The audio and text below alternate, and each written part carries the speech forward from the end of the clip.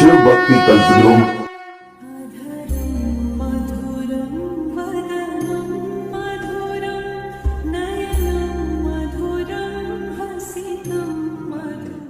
राजन, इसके पढ़ने और सुनने से वाजपेय यज्ञ का फल मिलता है। कृष्णाय वासुदेवाय हरये परमात्मने प्रणत क्लेशनाशाय गोविंदाय नमो नमः। सदाशिवसमारम्भां शङ्कराचार्यमध्यमाम् अस्मदाचार्यपर्यन्तां वन्दे गुरुपरम्पराम्। जय श्री हरि। श्री युधिष्ठिर ने पूछा, वासुदेव आपको नमस्कार है। अब मेरे सामने यह बताइए कि चैत्र शुक्ल पक्ष में किस नाम की एकादशी होती है। भगवान श्री कृष्ण बोले, राजन, एकाग्रचित्त होकर यह पुरातन कथा सुनो, जिसे वशिष्ठ जी ने दिलीप के पूछने पर कहा था। दिलीप ने पूछा, भगवान, मैं एक बात सुनना चाहता हूँ। चैत्र मास के शुक्ल पक्ष में किस नाम की एकादशी होती है। वशिष्ठ जी बोले, राजन, चैत्र शुक्ल पक्ष में कामदा नाम की एकादशी होती है। वह परम पुण्यमयी है। पाप रूपी ईंधन के लिए तो वह दावानल ही है। प्राचीन काल की बात है, नागपुर नाम का एक सुंदर नगर था, जहाँ सोने के महल बने हुए थे। उस नगर में पुंडरीक आदि महाभयंकर नाग निवास करते थे।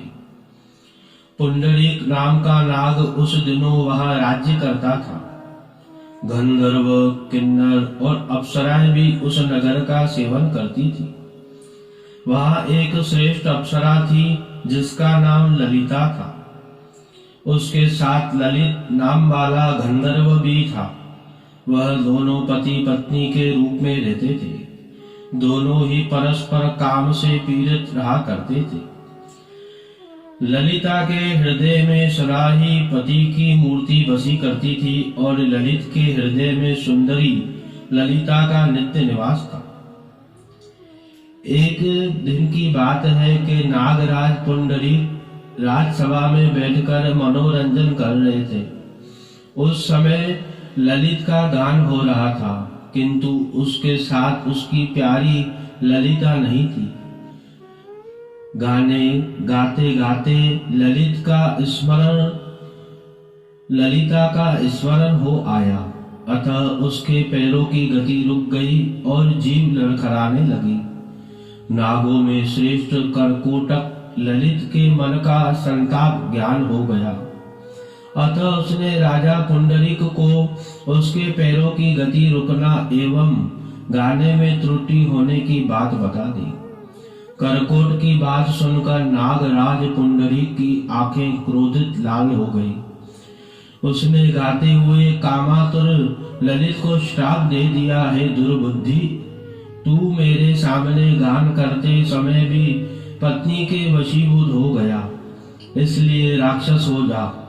महाराज पुंडरीक के इतना कहते ही वह गंधर्व राक्षस हो गया।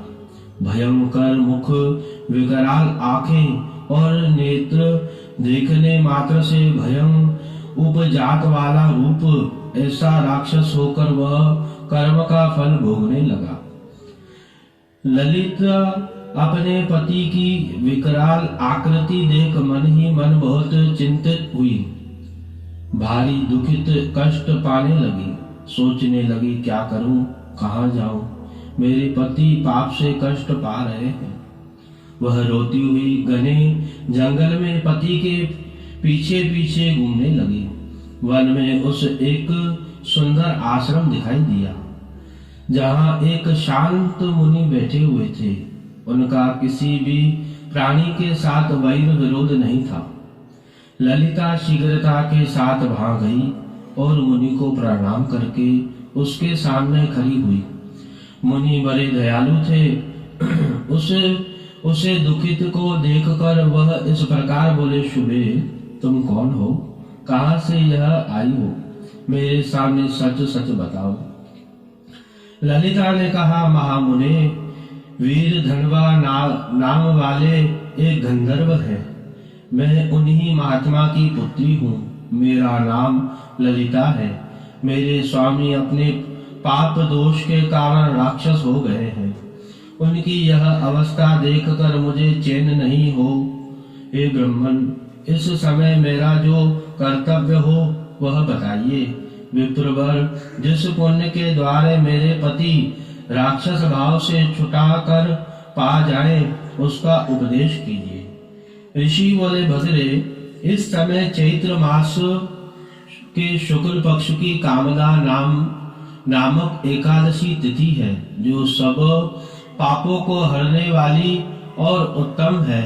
तुम उसी की विधि विधान से व्रत करो और इस व्रत को जो पुण्य हो उसे अपने स्वामी को दे डालो।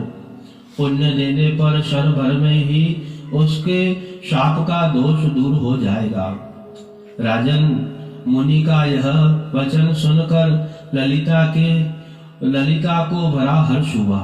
उसने एकादशी का उपवास करके द्वादशी के दिन उन ब्रह्म ऋषि के समीप ही भगवान वासुदेव के श्री विग्रह के समक्ष अपने पति के उद्धार के लिए यह वचन कहा, मैंने जो यह कामदा एकादशी का उपवास व्रत किया है उसके पुण्य के प्रभाव से मेरे पति का राक्षस भाव दूर हो जाए।